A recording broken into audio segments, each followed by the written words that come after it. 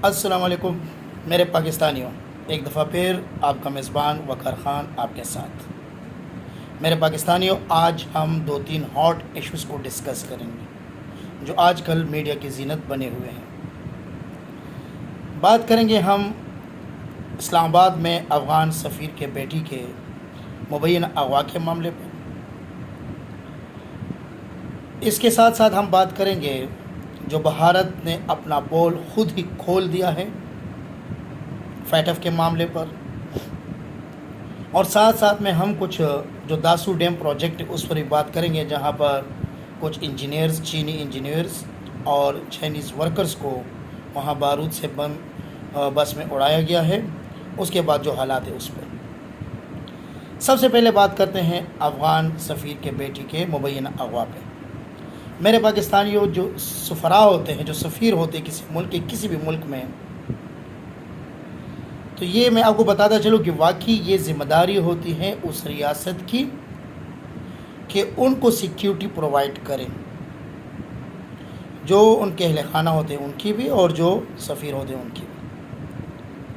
लेकिन साथ साथ में इन सफ़रा की भी कुछ ज़िम्मेदारी होती है, इनके भी कुछ फ़राइज़ होते हैं कि ये जब निकलते हैं, ख़ास तौर पर ऐसे हालात में कि अब इनका जो अपना मुल्क है वो खाना जंगी की तरफ जा रहा है, अल्लाह करे कि ऐसा ना हो, तो ऐसे हालात में फिर जब एक घर से निकलते हैं तो मुतालिका फोर्सेस को, मुतालिका हुकूमत को ये आगाह रखते हैं।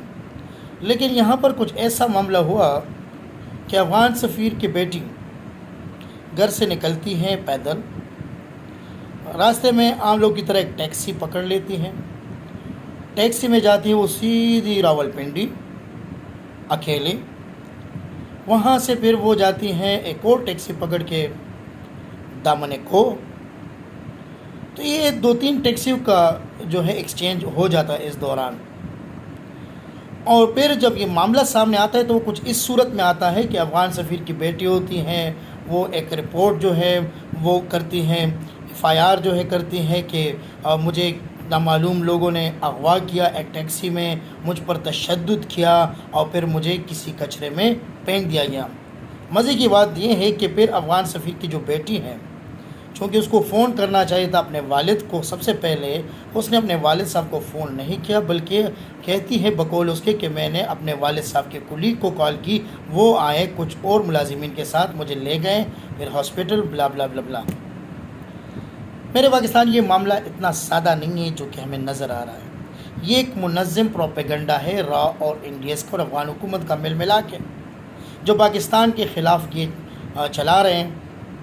लेकिन अब जो हक़ाइक़ सामने आ रहे हैं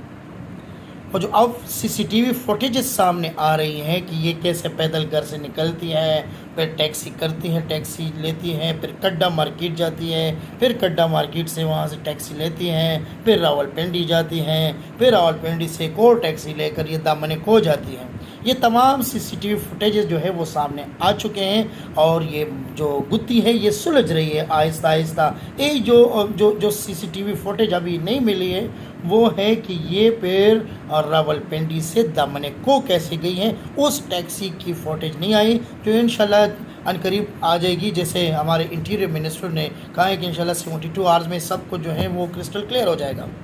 और जो प्रोपेगेंडा रा और इंडियस चला रहे हैं उसमें वो पूरी तरह नाकाम होंगे, और वो नाकाम नज़र आ भी रहे हैं, क्योंकि ये जिस तरह का प्लान कर रहे थे कि पाकिस्तान इसमें बदनाम हो जाएगा और ये होगा वो होगा, वो तो हो नहीं रहा। क्यों नहीं हो रहा? क्योंकि अब इनका जो प्रोपेगेंडा है वो सबूतों के साथ जो है नाकाम होता हुआ दिखाई दे रहा है। अच्छा, इसी साथ फिर देखें ऐसे मामलात में फिर इतनी जल्दबाजी को देखें कि अफ़गान सदर ने अपने तमाम जो यहाँ पे अमला था, डिप्लोमेट्स थे, सफ़ीर थे, उनको वापस बुला लिया है अफ़गानिस्तान। ये जल्दबाजी देखिए, अब जल्दबाजी आप समझ सकते हो क्यों हो रही है। लेकिन ये भी मैं आपको बताता चलूँ कि मेरे ख़्याल में ये तो गए हैं लेकिन वापस नहीं आएंगे। वापस आएंगे क्यों नहीं? اس کی سمپل ریزن ہے کیونکہ وہاں پہ طالبان جو ہے وہ تقریباً افغانستان کا کنٹرول حاصل کر چکے ہیں، اور لگ ایسے رہا ہے کہ چند دنوں کی مہمان ہے یہ افغان حکومت، اس کے بعد افغان حکومت نہیں ہوگی اور طالبان حکومت ہوگی یا کچھ اور شیئرنگ ہوگی، اور یہ عملہ تو واپس آنے والا نہیں لگ رہا مجھے، کوئی اور عملہ ہی شاید آئے۔ لیکن میرے پاکستانیوں، یہ منظم پروپیگنڈا جو کہ ہو رہا تھا یہ انفلوئنسڈ بائی انڈیا تھا، انڈیا کا یہ سارا کیا دھرا تھا، یہ تمام جو مختلف جگہوں پہ ناکام ہوئے ہیں، اب یہاں پہ یہ کھیل رچا رہے تھے، لیکن انشاءاللہ العزیز 2-3 دن میں یہ مسئلہ اور بھی کرسٹل کلیئر ہو جائے گا، اور یہ اپنے پروپیگنڈے میں اور اپنی بدنیتی میں یہ تمام جو ہمارے دشمن ہیں جیسے را اور ساتھ ان کے کچھ اور جو ایجنسیز ہیں یہ انشاءاللہ ناکام ہوں گے۔ اس کے ساتھ ساتھ میں ایک اور نیوز جو آپ کے ساتھ شیئر کرنا چاہتا ہوں آج وہ ہے کہ 2-3 ہفتے پہلے کہ جب فیٹف نے باوجود اس کے کہ جو 27 پوائنٹس ہمیں دیے تھے کہ یہ آپ پورے کریں تو آپ گرے لسٹ سے نکل جائیں گے یا میکسیمم اس پر عمل ہو تو گرے لسٹ سے تو نکلنا ہی ہوگا فیٹف کے گرے لسٹ سے، لیکن اب ہوا کیا کہ پاکستان نے تقریباً 27 میں 26 پوائنٹ تو کمپلیٹلی جو تھے وہ میٹ کیے تھے، اور 27 میں بھی کچھ آدھا شاید رہتا ہو، ورنہ اس پر بھی تقریباً ہم پورے اتر چکے تھے، لیکن باوجود اس کو ہمیں تمام تر تعریفوں کے بعد بھی ہمیں فیٹف کے گرے لسٹ میں برقرار رکھا گیا۔ وہ جو تلوار تھی فیٹف کی اس کو ہم پر لٹکتے رہنے دیا گیا۔ تو اس کے جواب میں پھر اس وقت ہمارے جو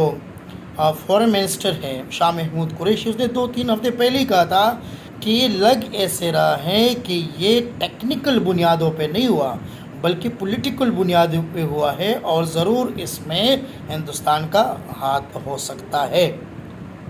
اب میرے پاکستانیوں،